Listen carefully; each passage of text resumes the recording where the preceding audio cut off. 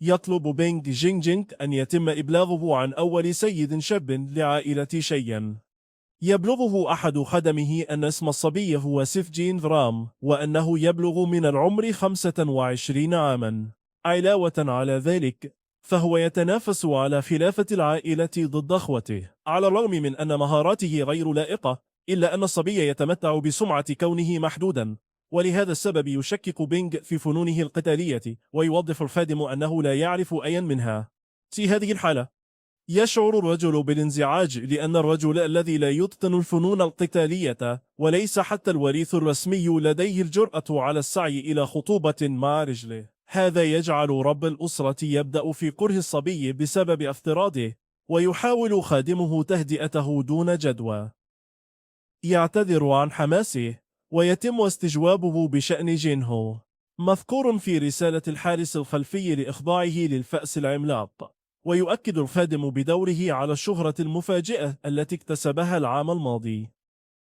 لكن قبل ذلك، من المعروف أن الصبي كان محبطا للغاية لدرجة أنه حاول العيش على العكس.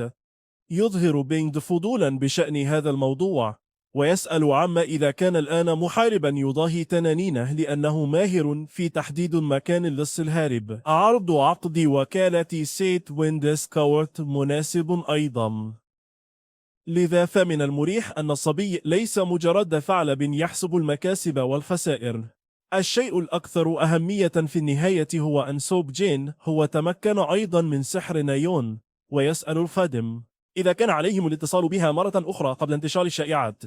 يؤكد بنج أنه طلب من شخص ما إعادتها، وإذا كان هو السبب في رفض الفتاة العودة فعليه مرافقتها. وعند السؤال عما إذا كان هو السيد الشاب الرابع، يقول رب الأسرة نعم، لأنه يحتاج إلى رؤيته بأم عينيه. بين بعض العمال الذين يحملون حطائب ظهر ثقيلة بها إمدادات، توجد أطعمة لذيذة داخل بعض الصناديق. تفاجأ المربية بكل ذلك، وعيناها تتألقان. ويسأل بطلنا عما إذا كانت سعيدة جدا. إنها حقيقة أنهم يعيشون في فقر لفترة طويلة، ومع مكافأة الفأس العملاق والدعم المفاجئ من الأسرة، أصبحت ظروف معيشتهم أفضل. وتعلق المربية بدورها أن ما يجعلها سعيدة ليس الثروة، بل لأنها أرسلت من قبل سيد القصر نفسه. علق البطل بأنه لم يتوقع منه أيضا أن يرسل الكثير بعد رفضه طلب البقاء. وفي هذه اللحظة كانت المربية في حيرة من أمرها بشأن هذا الطلب. أخبرها ألا تتحمس، وأكد بطلنا أنه رفض بالفعل. لكن الفتاة لا تمانع في أن تكون سعيدة، لأن السيد الشاب قد حصل أخيرا على التقدير. علم أن رئيس وكالة مرافقة سيوك ويند يقول إن البطل يمكنه الذهاب إلى منزلهم في أي وقت، لكنه لا يريد الذهاب إلى هناك. عند التساؤل عما إذا كانت المربية تحب هذه الأنواع من الأماكن، أوضحت أن أي مكان جيد لها طالما أن سيدها معها. فجأة يقترب أحد الرجال من القصر في ركض محموم أثناء منادات سيده الشاب. في هذه الحالة يفهم البطل أن رجلا إشكاليا قد وصل، وتبتسم المربية قائلة إنه سحر مريم. بطل الرواية من جانبه يعلق بأنه يفضل أن يتحدث الرجل بصوت منخفض، لكنه فوجئ بشيء. أمام أعين الجميع تقدم مريم نفسها بوجه مصاب بكدمات ودموية بشكل واضح، مما يثير التساؤل حول من جعله يبدو بهذا الشكل. بعد أن فهم أن المعلم يتحدث عن وجهه، استمر في السؤال عما إذا كان قد دخل في قتال. ثم شرحت ماريون أخيرا ما حدث، مما أثار دهشة الجميع. على ما يبدو، رأى زعيم المجموعة السابعة بونغ ووريونغ أنه يستفز قتالا مع نو تشوي سوم، لذلك ضربه بينما كان يوبخه. يقول الرجل إن الخادم الذي ليس له راع يكون تحت رحمة فنان الدفاع عن النفس من حراس الشمس. في هذه الحالة يتم استجوابه حول سبب عدم انتمائه إلى أي مكان، وترد ماريان بأنه لا يزال تحت مراقبة السيد الشاب، وبذلك يدرك بطلنا أن السبب هو إهماله لعدم إعطاء إجابة نهائية. ولحل هذه المشكلة يطلب البطل من زميله أن يتبعه ويسأله إلى أين هم ذاهبون بوجه جد، يؤكد السيد الشاب أنه لن يتسامح مع إساءة معاملة شعبه، بما في ذلك مريم باعتبارها واحدة من أبنائه. في هذه الحالة يطلب منهم البطل مرة أخرى أن يسرعوا لاتباعه، ويشكره الرجل قائلا أنه سيخدمه بكل قوته. في منطقة فراس جناح الشمس، يعلق الصبي على السيد الشاب بأنه مجرد خادم، وفي مثل هذه الحالة إن مثل هذا الاعتبار غير ضروري. ومع ذلك يقال أن كونك خادما أو محاربا لا يهم، لأن مهاجمة الرجل هو بمثابة عدم احترام السيد الشاب. ومن الآن فصاعدا يجب على ناريون أن ينتبه إلى هذا الأمر، ويتصرف وفقا لذلك كواحد من رجال السيد الشاب. وفجأة يأتي حارسان يرتديان ملابس خضراء ويسألان البطل عن سبب تواجده هناك. في هذه الحالة يطلب البطل من زعيم المجموعة السابعة بونغ ووريونغ أن يأتي لرؤيته ويفهم الفراس الأمر. عند استدعاء تشوسوم يتفاجأ أحد الفراس بوجود الرجل، ويصفه بأنه ابن الزانية، الأمر الذي يزعج بطلنا بشدة. وأمام هذه اللعنة يرتجف قلب السيد الشاب من الغضب، والحارس المسؤول عن الإهانة يحاول الدفاع عن نفسه. وفي ضوء ذلك يتساءل بطل الرواية ما إذا كان الرجل يعتقد أنه شخص يمكن الاستخفاف به. يحاول الحارس أن يقول أن هذا لم يكن ما قصده، لكنه يشعر بكل الضغط الذي يمارسه الصبي، معتقدا أنه سمع شائعات لكنه لم يتوقع هذا كثيرا. صرخ جنود آخرون على كيرو طالبين منه تهدئة غضبه، ومع ذلك كان من غير المعقول أن يهدأ السيد الشاب بعد أن أهان شعبه، الأمر الذي انتهى بوضع الجميع في موقف يائس. لننتقل مباشرة إلى النقطة. الجميع موجودون فقط من أجل العقد، ويقول البطل إنه واضح إنهم لا يهتمون بابن اللقيط أو خادمه. فجأة يصرخ أحدهم للتوقف. هذا هو زعيم المجموعة السابعة الذي يسأل السيد الشاب الرابع عن معنى كل هذا. إنه مسرور بوصول بونغ، ويوضح أنه كان يحاول تعليم الحمق الأغبياء وزعيمهم أماكنهم الصحيحة. الحارس الشمسي بدوره ينزعج، يسأل عما قيل قبل لفظه، ثم يعلق البطل بأن المحارب باع كبريائه مقابل المال. في مواجهة مثل هذه الإهانة يسحب المحارب سيفه بغضب، قائلا إن الشاب الرابع قد تجاوز الخط. في هذه الحالة يستعد للهجوم قائلا إنه سيعلمه احترام شيوخه. بعد الضربة الأولى يتهرب البطل بسهولة، ويتساءل عما إذا كان شيء مثل هذا من الدرجة الأولى حقا، لأن الحركات مليئة بالعيوب. بدوره تفاجأ بونغ بأن شخصا ما يتهرب من هجومه بسهولة، ويستنتج أن الصبي أكثر من مجرد عبقري بسيط. بعد اللعب قليلا حان الوقت أخيرا لإنهاء هذا.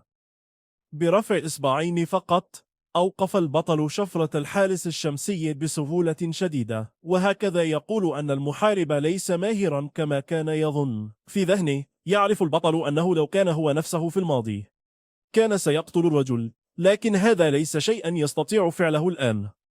استعدادا لضربة قاتلة يعلن البطل أن هذا سيضمن رسالة واضحة حتى لا يستهين به أحد من عائلته مرة أخرى. يمسك السيد الشاب بشفرة بونغ بيده اليسرى ويسحبها، مما يؤدي إلى نزع سلاح الرجل دون إعطاء الحارس فرصة للرد.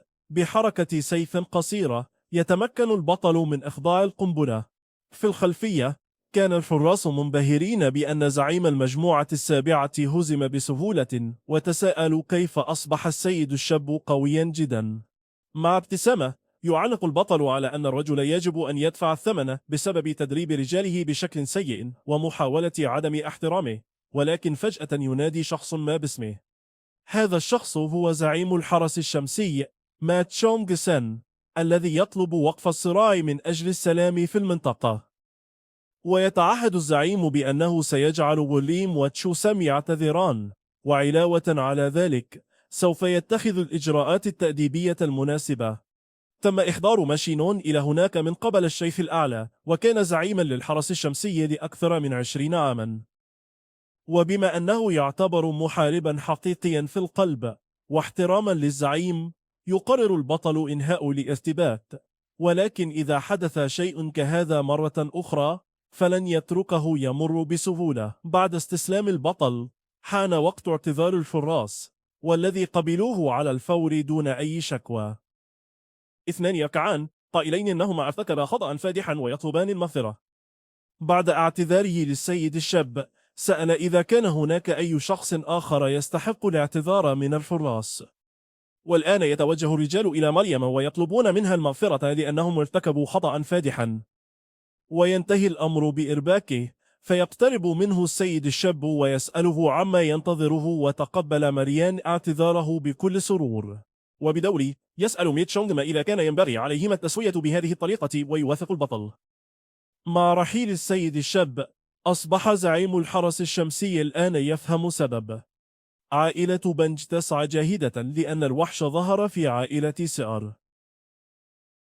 في غرفتي تبدأ جلسة تدريب بإشراف بطل الرواية. منذ ذلك اليوم أصبح جون وماريان وتاكيون ملتزمين أكثر بالتدريب. وبعد أن تم قبوله كتابع للبطل، أصبح جون أكثر حماسا.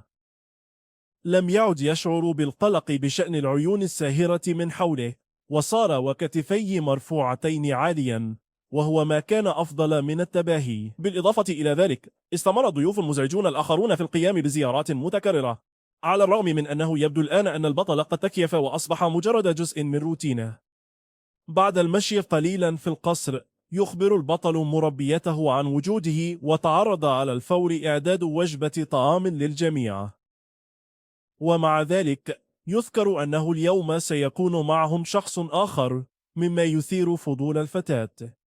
وبشكل غير متوقع يظهر نيني برفقة الشاب سيوك ويحييه. بعد التعليق على أن الفتاة أحضرت ضيفا غير متوقع اليوم، ضحكت وأكدت ذلك. ويتقدم الرجل بدوره لبدء المحادثة. يقدم نفسه على أنه بينج موغن من عائلة بينج من هيبي، وهو أيضا الأخ الأكبر لميان. بعد تقديم نفسه، يقدم بطل الرواية نفسه أيضا باسم سيد جون هاو، وتقول إنه لا من دواعي سرور مقابلة الرجل. يعتذر بند عن الزيارة المفاجئة، قائلا إنه كان سيتصل بهم في وقت سابق، لكنه كان قلقا من عدم وصول الرسالة. دون إعطاء أهمية كبيرة لهذا، يطلب البطل من الرجل فقط أن يدخل ويجعل نفسه مرتاحا. تتساءل الفتاة بدورها عما إذا كان هذا ضروريا حقا، وتهمس لأخيها أنها قلقة من أن يشعر السيد الشاب بالإرهاق. تقول بنج أنه إذا كان من الصعب إعادته، فيجب عليها على الأقل مقابلته، لأن الجميع فضوليون لمعرفة من يمكنه تحويل طائفة برية إلى سيدة. تصبرها أسطو أن تكون حذرة، وتحذرها من أنه إذا تحدث خارج دوره فلن يتم انقاذه حتى هو. في هذه الحالة من الواضح للصبي أن أخته في حالة حب. يتم وضع سيف جميل على الطاولة، ويسأل البطل ما هو. يشرف باين أن يون تصر على أنها مدينة للبطل، وتطلب منه تقديم هذه المكافأة، وهو سيف صنعه حداد الرئيسي لعائلتهم. بعد فحص حافة النص، السيف مثير للإعجاب بالفعل. في هذه الحالة أشادت سيا بالسيف لكونه متوازنا تماما، قائلة إنها غير متأكدة مما إذا كان يستحق حقا شيئا جيدا كهذا. مايان سعيدة للغاية لأن رفيقتها أعجبت بهديتها، وأعجبت بينج بأن مثل هذه الفتاة المشربة يمكن أن تظهر مثل هذه المجاملة. ومع ذلك، والأهم من ذلك، يتم التساؤل عما إذا كان رب عائلة بينج مشغولا، لأن الفتاة كانت في عائلة سيك لأكثر من شهر. يؤكد بينج التزامات سيده، ولكن نظرا لأن والده هو الثالث فقط في التسلسل الهرمي، فهو موهوب أيضا. يتم التشكيك في المعلومات حول كونه الثالث في التسلسل الهرمي، ويوضح الصبي أن والدته هي الأولى والثانية هي نايين. في هذه الحالة يعلق بينج بأنك لن تقول أي شيء لأنه الأدنى في التسلسل الهرمي، ويضحك سيك على هذا الموقف، قائلا إن الاثنين بدا أنهما يتفقان جيدا. في أفكاره يعتقد الصبي أن المعبد يبدو باهتا، ويفتقر إلى الصفات المميزة أو المثيرة للإعجاب للبطل. لا يزال بينج يشعر غريزيا أن الصبي متفوق عليه كثيرا في المهارات، متذكرا أنه متخصص في التلاعب بالطاقة الداخلية. يرغب الشاب في تحديه في مبارزة، لكنه يعلم أن هذا ليس شيئا يمكن طلبه من فراغ. حادية، يسأل سيف عما إذا كان من المناسب طلب مبارزة، وهو ما أراده الصبي بالضبط. في مواجهة هذا، يفهم بنج أن إدراك الرجل مثير للإعجاب، وأنه لن يكون خصما سهلا. خارج القصر، يبدأ الاثنان استعداداتهما للمبارزة التي ستبدأ قريبا. ستكون المبارزة مشهدا يستحق تقديمه لميريم ويون، حيث كان البطل هو من اقترح المبارزة. ومن المتوقع أن يقدم عرضا رائعا مع روح التنافسية لمي وشقيقه. كان من المحتم أن ينتهي بهم الأمر بالمبارزة عاجلا أم آجلا. مع سحب نصف سيفه، صرح الصبي أنه مستعد، ثم أكد بطلنا أيضا أنه أنهى استعداداته. في هذه الحالة، تبدأ المباراة باندفاع سيوك للأمام للهجوم أولا. ترتفع عاصفة من الرياح بسبب سرعة البطل الهائلة وتصادم سيوف المحاربين. في أفكاره، اعتقد الصبي أن خصمه سيتجنب المواجهة المباشرة بسبب كون السيف جديدا، لكنه هاجم بشكل مباشر. بعد الضربة الأولى، ترتد السيوف عن بعضها البعض، وبينغ دون أن يضيع الوقت يهاجم بمهارة قوية تفاجئ البطل. ومع ذلك، فإنه يتهرب بسهولة، ويفهم الصبي أن هجومه كان دقيقا. ولكن على الرغم من ذلك، في لحظة اختفى خصمه، حتى تمكن من الدفاع ضد هجوم البطل من مكانه العمياء. استمر في الدفع للخلف. في مرحلة معينة من المبارزة، بدأ بين في التعب والتأوه من الألم.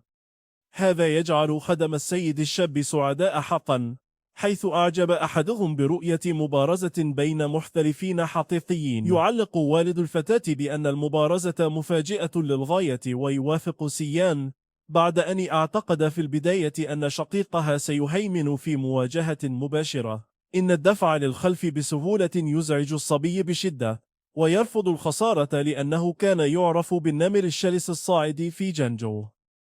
في هذه الحالة، يفهم البطل رسالة الفرعية بأن خصمه لن يستسلم دون قتال. في مثل هذه الحالة، يطلق لاثنان هجمات طاقة تصطدم، مما يؤدي إلى انفجار قوي. في هذه اللحظة، يظل الجمهور في رهبة من البراعة القتالية المذهلة المعروضة، مصمما على التقاط كل التفاصيل بأعينهم. يشن شقيق نيان المزيد والمزيد من هجمات الطاقة الخطيرة والقوية. في مواجهة التفاوت في قامة بطلنا ومدى ذراعه، يعرف أنه للتغلب على هذه الاختلافات يجب أن يقترب، وهكذا يتحرك نحو خصمه، ويصد كل هجمة بذلك السيف، ويستعد بالفعل للضرب، معتقدا أن المبتدئ الذي لم يصل حتى إلى الكمال لن يشكل تهديدا له. ومع ذلك، لا يمكن لسياكن أن يترك الأمر ينتهي على هذا النحو، لأنه ليس كل يوم لديه الفرصة لإيقاظ حواسه من حياته الماضية. مدركا أن خصمه يضحك في هذا الموقف، يعتقد باين أن هذه هي علامته لإظهار ورقته الرابحة. وبالتالي، يستسلم الصبي لإظهار المعلم الشاب التقنية العليا التي ورثها رئيس عائلة هوبوك، وهي فنون الرعد الفوضوي الإلهية، وهي تقنية ذات قوة تدميرية عالية. في ضوء ذلك، يتراجع البطل، ويضع سيفه في وضع دفاعي للاستعداد لهجوم مضاد. يتم توجيه ضربة نحو انفجارات الطاقة التي يتم إطلاقها عبر الهواء، ثم تطرق ضربة أخرى بين مشوشا تماما. بعد أن رأى أيان كل شيء بنفسه، لا يزال الصبي غير قادر على تصديق عظمة المعلم الشاب، لكن في النهاية يمارس التواضع الذي لديه، ويعترف بالهزيمة لأنه لا يوجد شيء آخر يمكنه إظهاره. مع نهاية المعركة، يشكر سيك خصمه على جهده، ويقول بينغ إنه شعر بالأذى قليلا لأن نين لم يهتف له، لكن كان من الواضح أن هذا سيحدث، وفي النهاية تعلم الكثير. ويقول البطل بدوره إنها كانت تجربة جيدة له أيضا، ويضحك الصبي قائلا إنه لم يتم دفعه بشكل مثير للإعجاب من قبل. في هذه الحالة، يعلق البطل بأن الوقت قد حان لتناول الغداء، ويقول إن مربيته طاهية ممتازة، لذا يظهر بنج حماسه لتذوق الأطباق التي تتحدث عنها أخته كثيرا. عندما رعى الصبي لفترة وجيزة، المعلم الأول في اليوم السابق اعتقد أن الشائعات مبالغ فيها، لذلك لم يتوقع الكثير، لكن كان من الصعب تصديق أنهم أشقاء. يسأل رب الأسرة عن أفكار ابنه بعد التفاعل المباشر، ويقول بينج إنه بالضبط كما وصفه الحارس بيك. بالنظر إلى ما شوهد في هذه المبارزة، يعتقد بينج أن تصبح عائلة لا يبدو فكرة سيئة بعد كل شيء. في إحدى غرف المسكن، يشعر رجل بالفضول بشأن ثاندر تايكر أوف ذا ويندورم، قائلا إن جين هو حصل على لقب مثير للإعجاب.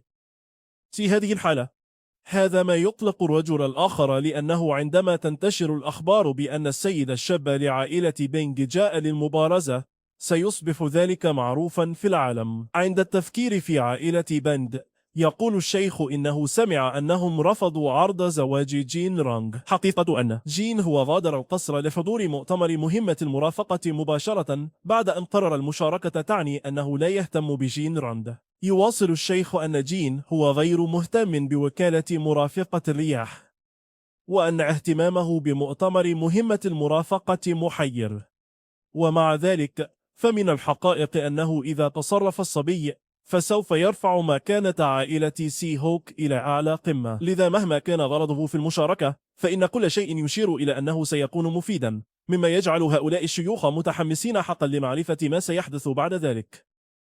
بعد مرور بعض الوقت، يرحب رجل بجين هو سعيدا لأنه وصل أخيرا. يقول الرجل إنه كان يجب أن يذهب لمقابلته، لكنه انتهى به الأمر عالقا في الاستعداد للمؤتمر. ليس لدى الشاب أي مشكلة، لأن العربة كانت مريحة، مما يوفر رحلة ممتعة للغاية للجميع، حتى مع وجود فرصة للنهوض من السرير. يعلن صبي أنه سيظهر غرفة بطل الرواية لاحقا، لكن في الوقت الحالي سيذهبون إلى قاعة الولائم، لأن الأولوية في الوقت الحالي هي تناول الطعام. في هذا المكان هناك العديد من الأعلام التي تمثل كل منطقة، مثل وكالة ويت دي من سكوت. أثناء التجول يسأل أحد زملاء البطل عن الأعلام، فيخبرهم الرجل إنهم من وكالات المرافقة في المؤتمر. ومع ذلك حتى بعض الرجال لديهم الشجاعة للحضور إلى هذا المكان اليوم.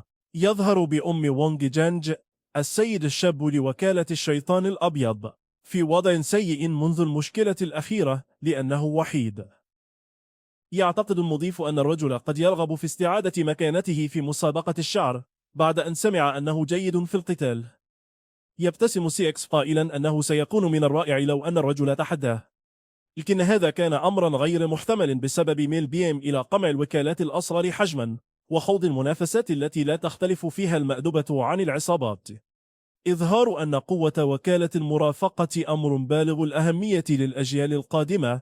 مرة أخرى يدعو المضيف الجميع لتناول الغداء ثم إلقاء نظرة حول المكان، كما يخبرهم أنك ستستمر في تحضير الأشياء أثناء مجموعة تأكل. وأمام تلك القائمة الواسعة على طاولتهم، يعلق الأبطال بأن الأمر جيد حقا عندما تجتمع الوكالات الغنية باستخدام التوابل من مناطق مختلفة. في هذه الحالة يقول البطل أن زملائه يستطيعون تناول الطعام بقدر ما يريدون، وأنه سيغادر لمدة دقيقة واحدة فقط. في غيابه يطلب البطل من داريكي البقاء مع المربية، وبدورها تسأل المربية عن المكان الذي يذهب إليه سيك، ويخبرها أنه لديه شخص ليقابله.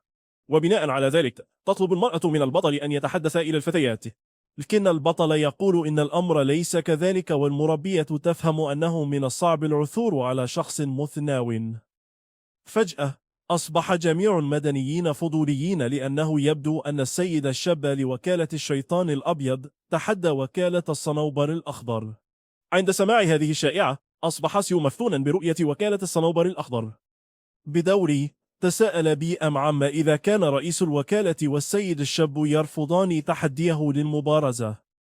ومع ذلك تقول الفتاة التي تمثل الصنوبر الأخضر إن المبارزة يجب أن يقبلها كلا الجانبين، وليس الزامهما بالقبول لمجرد أن الشيطان الأبيض طلب ذلك. يطلب السيد الشاب من أخته التنحي جانبا، موضحا أن هذه هي الفرصة التي كانوا ينتظرونها، لكن نوينا تخبره بالبقاء هادئا. يفهم البطل أنه وجد من يبحث عنه، لكنهما لا يزالان صغيرين جدا، ويشير مظهرهما إلى أن لديهما شيئا معلقا مع وكالة الشيطان الأبيض. يقرر التدخل في هذا الجبن، ويخطو بطلنا إلى الصراع. يقول إنه من دواعي سروره مقابلة الأولاد، ويسأل عما إذا كانوا رئيسا وسيدا شابا لوكالة كرين كبين.